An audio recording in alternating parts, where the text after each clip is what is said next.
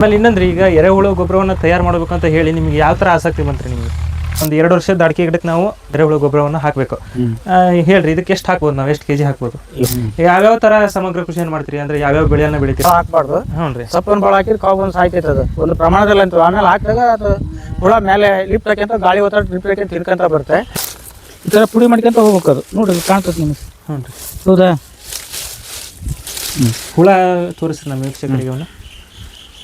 ನೋಡಿ ಥರ 42 ಅಡಿನ ಬರ್ತಿದ್ದು ಉದ್ದ ಲೆಂತ್. 8 ಅಡಿ ಅಗಲ ಬರುತ್ತೆ. ಇದೇನ್ರಿ ಇದು? ಇದು ಮೀನು ಸಾಕಾಣಿಕೆ ಮಾಡಿವೆ. ನಾವು ಬೋರ್ ಇಲ್ಲ. ಹ್ಞೂ ರೀ. ಮಳೆ ನೀರಿನ ಸಂಗ್ರಹಣೆ, ಆಮೇಲೆ ಇಲ್ಲಿ ಪಕ್ಕದಲ್ಲಿ ಬೋರ್ ಇದು ಮಾಡ್ಕೊಂಡು ಹ್ಞೂ ರೀ. ಸಿಗುತ್ತೆ. ಶಿವಮೊಗ್ಗ ಸಿಗುತ್ತೆ, ಗಾಜನೂರು ಸಿಗುತ್ತೆ. ಯಾವ್ಯಾವ ತಳಿಯನ್ನ ತರ್ತೀರಿ? ನಾವು ಗೌರಿ ಮೀನು ತರ್ತೇವೆ ಹೆಚ್ಚಾಗಿ. ಹ್ಞೂ ರೀ. ನಾವು ಕ್ರಾಪ್ ಕೊಡ್ತೇವೆ. ಇದು ಕ್ರಾಪ್ ಕೊಟ್ಟಾಗ 25 ದಿವಸಕ್ಕೆ ಬರ್ತದೆ ಬೇರು. ಹ್ಞೂ ರೀ. ಈ ತರ ಬಂದಾಗ ಇಲ್ಲಿ ಬೇರು ಬಂದಾಗ ನಾವು ಕಟ್ ಮಾಡ್ಕೊಂಡು ಪಾಕೆಟ್ ಹಾಕ್ಬೇಕು. ಇದು ಲವಂಗ ಅಂತ ಅಂದ್ರೆ ಇದು ಏನೈತೆ ಅಂದ್ರೆ ಮಗ್ಗಿ ಲವಂಗ ಆಗುತ್ತೆ, ಎಲೆ ಇದು ಪಲಾವಿ ಬರುತ್ತೆ. ಇದೇನು ಬುಡ ಕಡಿದ್ರೆ ಇದು ಚಕ್ಕಿ ಆಗುತ್ತೆ. ಇದು 3 ಐಟಮ್ ಬರುತ್ತೆ ಒಂದು ಗಿಡದಲ್ಲಿ. 150 ರೂಪಾಯಿ ಒಂದು ಗಿಡನ ಮಾರ್ತಾವ ನಾವು. ಇದೇನ್ರಿ ಇದು? ಇದು ಎರೆಹುಳು ತಟ್ಟಿ. ಇದು ಸುಮಾರು 40 ಅಡಿ ಉದ್ದ ಇದೆ. ಹ್ಞೂ ರೀ. ಬೇರೆ ಕಡೆಗೆಲ್ಲ ಸಣ್ಣ ಪ್ರಮಾಣದಲ್ಲಿ ಇದು ಮಾಡ್ತಾರಲ್ರಿ? ಇಲ್ಲ, ನಾವು ಯಾಕೆ ಅಂದ್ರೆ ದೊಡ್ಡ ಪ್ರಮಾಣದಲ್ಲಿ ಮಾಡಕ ನಾವು ಮಾರಾಟನೂ ಮಾಡ್ತೇವ್ರೆ. ಹ್ಞೂ ರೀ. ಆಮೇಲೆ ಅದು ಸಣ್ಣ ಪ್ರಮಾಣದಲ್ಲಿ ಮಾಡಿದ್ರೆ ಸ್ವಲ್ಪ ಗಾಳಿ ಆಡ್ಬೇಕು ಇದಕ್ಕೆ. ಹ್ಞೂ ರೀ. ಇದು ಸ್ವಲ್ಪ ಗಾಳಿ ಆಡ್ಬೇಕು ಒಂದು. ಆಮೇಲೆ ಲೆಂತ್ ಇದ್ರೆ ನಮಗೆ ಒಂದು ಸ್ವಲ್ಪ ಅಗಲ ಇದ್ರೆ, ಹ್ಞೂ ರೀ, ಆಮೇಲೆ ನಮಗೆ ಮೇವು ತಂದು ಹಾಕ್ಲಿಕ್ಕೆ ಜಾಸ್ತಿ ವೇಸ್ಟೇಜ್ ಅಂತಂದು ಹಾಕ್ಲಿಕ್ಕೆ ಅನುಕೂಲ ಆಗುತ್ತೆ ನಮಗೆ. ಹ್ಞೂ ರೀ.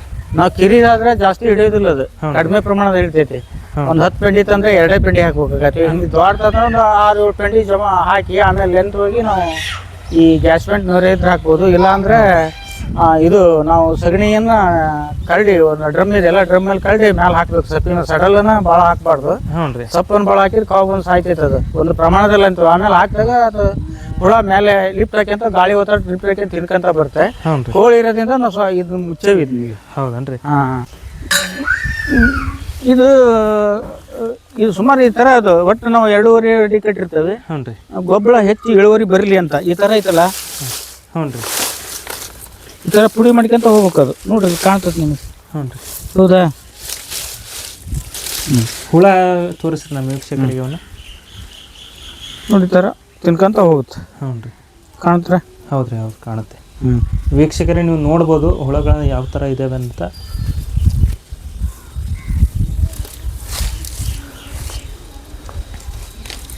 ಇದೇ ತರಹದ ಇನ್ನಷ್ಟು ವಿಡಿಯೋಗಳು, ಮಾಹಿತಿಗಳು ನಿಮಗೆ ಬೇಕು ಅಂದರೆ ನಮ್ಮ ಚಾನಲ್ನ ತಪ್ಪದೆ ಸಬ್ಸ್ಕ್ರೈಬ್ ಮಾಡ್ಕೊಳ್ಳಿ ಅಂತ ಹೇಳ್ತಾ ಈ ಮೂಲಕ ಕೇಳ್ಕೊತ ಇದ್ದೀನಿ. ನೋಡಿ ಈ ಥರ ಫೀಡಿಂಗ್ ಆಗ್ತಾನೆ ಹೋಗ್ತಾ ಇರ್ತದೆ. ಮರಿಗಳನ್ನು ಹೆಚ್ಚಾಗುತ್ತೆ, ದೊಡ್ಡದು ಇರುತ್ತೆ. ಹ್ಞೂ ರೀ. ಈ ಥರ ತಿನ್ಕೊಂತ ಹೋಗ್ತಾ ಇರುತ್ತೆ. ಈಗ ಒಬ್ಬೊಬ್ರು ಯಾವ ಥರ ಬೆಡ್ ಮಾಡ್ತಾರೆ ಅಂದರೆ ಈಗ ಇಟ್ಟಿಗೆ ಹಿಂಡಿ ಇಟ್ಟು ಬೆಡ್ ಅಂತ ಮಾಡ್ತಾರೆ. ಅದು ಅವ್ರವ್ರು ರೈತರ ಮೇಲೆ ಹೋಗುತ್ತೆ. ಅದು ಸಣ್ಣದು ಮಾಡ್ತಾರೆ, ಕೆಲವೊಬ್ರು ದೊಡ್ಡದು ಮಾಡ್ತಾರೆ. ಹ್ಞೂ ರೀ. ನಮ್ಮ ಮೀಡಿಯಮ್ ಸುಮಾರು ಈಗ 20-25 ವರ್ಷದಿಂದ ಇದು ಲೆಂತ್ನಲ್ಲೇ ಮಾಡ್ತದೆ. ಯಾವ ಸೈಜ್ ಐತೆ ಸರ್ ಇದು? ಇದು 8 ಅಡಿ ಅಗಲ ಇದೆ, 20 ಅಡಿ ಉದ್ದ ಇದೆ. ಇದು ಹ್ಞೂ ರೀ. ಸುಮಾರು ಇದು 20 ಅಂದ್ರೆ ಒಂದು 50 ಅಡಿ ಬರ್ತದೆ. ಅದೊಂದು 25 ಮತ್ತು 42 ಅಡಿನ ಬರ್ತಿದ್ದು ಉದ್ದ ಲೆಂತ್. 8 ಅಡಿ ಅಗಲ ಬರುತ್ತೆ. ಇದೇನ್ರಿ ಇದು? ಇದು ಮೀನು ಸಾಕಾಣಿಕೆ ಮಾಡಿವೆ. ನಾವು ಬೋರ್ ಇಲ್ಲ.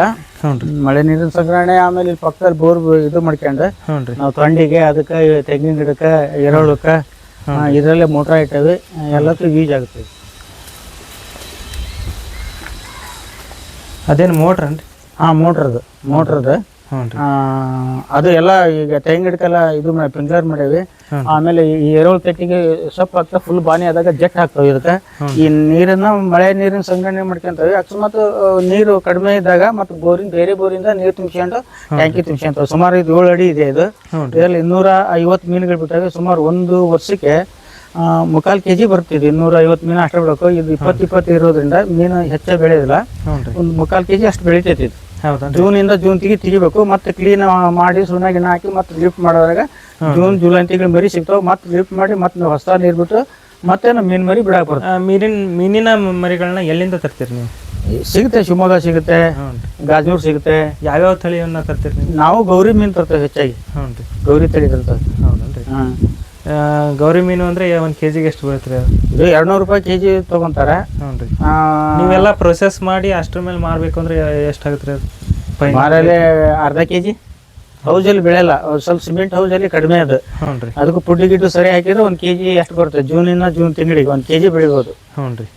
ಕೆಜಿನೂ ಕಡಿಮೆ ಆಗುತ್ತೆ, ಹಿಂಗಂತ ಹೇಳಕ್ಕಾಗಲ್ಲ. ಪುಡ್ಡಿ ಗಿಡ್ಡು ಚೆನ್ನಾಗಿ ಕೊಟ್ರೆ 1 kg ಅಷ್ಟು ಬರ್ಬೋದು ಅಷ್ಟೇ. ಹೌದನ್ರಿ. ಅಲ್ಲಿ ಇನ್ನೊಂದ್ರಿ, ಈಗ ಈ ಒಂದು ಬೆಳೆಗಳನ್ನ ಬೆಳೆಯೋದನ್ನಾಗಿ ನೋಡ್ಬೋದು. ಆಮೇಲೆ ಇದೇ ತರ ಈ ಸಮಗ್ರ ಕೃಷಿಯನ್ನ ಮಾಡೋದನ್ನ ನಿಮ್ಮ ಊರಿನರು ಹಾಗೆ ಅಕ್ಕಪಕ್ಕ ಹಳ್ಳಿಗಳಲ್ಲಿ ನೋಡಿ ಏನಂತಾರೆ ಸರ್ ಈಗ ನಿಮಗೆ?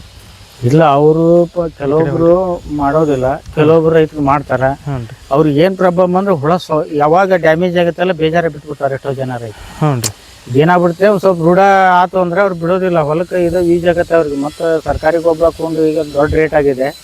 ದನಕರ ಇದ್ರೆ ಅವ್ರ ಮನೆಯಲ್ಲೇ ಮಾಡಿ ರೈತರ ಮಾಡ್ಕೋಬೋದು. ಇದು ಹೆಚ್ಚಾಗಿ ಫಲವತ್ತತೆ ಹೆಚ್ಚಾಗಿ ಅಂತ ಹೋಗೈತೆ. ಆಮೇಲೆ ಗಿಡಗಳು ಆಯ್ತು, ಮೆಣಸಿನ ಗಿಡ ಆಯ್ತು, ವರ್ಷಕ್ಕೊರ್ಷ ಫಲವತ್ತತೆ ಹೆಚ್ಚಾಗಿ ಚೆನ್ನಾಗಿ ಬೆಳೀತೆ. ಹೆಚ್ಚಿಗೆ ರೋಗ ಬೀಳೋದಿಲ್ಲ ಈ ಸಾವಯವ ಗೊಬ್ಬರ ಹಾಕೋದ್ರಿಂದ. ಮತ್ತೆ ಈ ಭೂಮಿನ ಗಟ್ಟಾಗಲ್ಲ, ವರ್ಷಕ್ಕೊರ್ಷ ಫಲವತ್ತತೆಯಾಗಿ ಹೋಗ್ತದೆ. ಹ್ಞೂ ರೀ. ಹಾಂ, ಏನ ತೋರಿಸ್ಬೇಕಂತ ಅಂದ್ರಲ್ರಿ ನೋಡ್ರಿ, ಇವೆಲ್ಲ ಇವಕ್ಕೆ ಸರ್ಕಾರಿ ಗೊಬ್ಬರ ಇಲ್ಲ, ಸುಮ್ಮನೆ ಹಾಕಿ ಕೈ ಬಿಟ್ಟದ್ದು ಇವೆಲ್ಲ. ಹ್ಞೂ ರೀ. ಇವೆಲ್ಲ ಯಾವಕ್ಕೆ ಇದು ಸರ್ಕಾರಿ ಗೊಬ್ಬರ ಇಲ್ರಿ, ಇವೆಲ್ಲ ಈ ಗಿಡಗಳು ಇರ್ಬೋದಲ್ಲ ಇವೆಲ್ಲ. ಹ್ಞೂ ರೀ.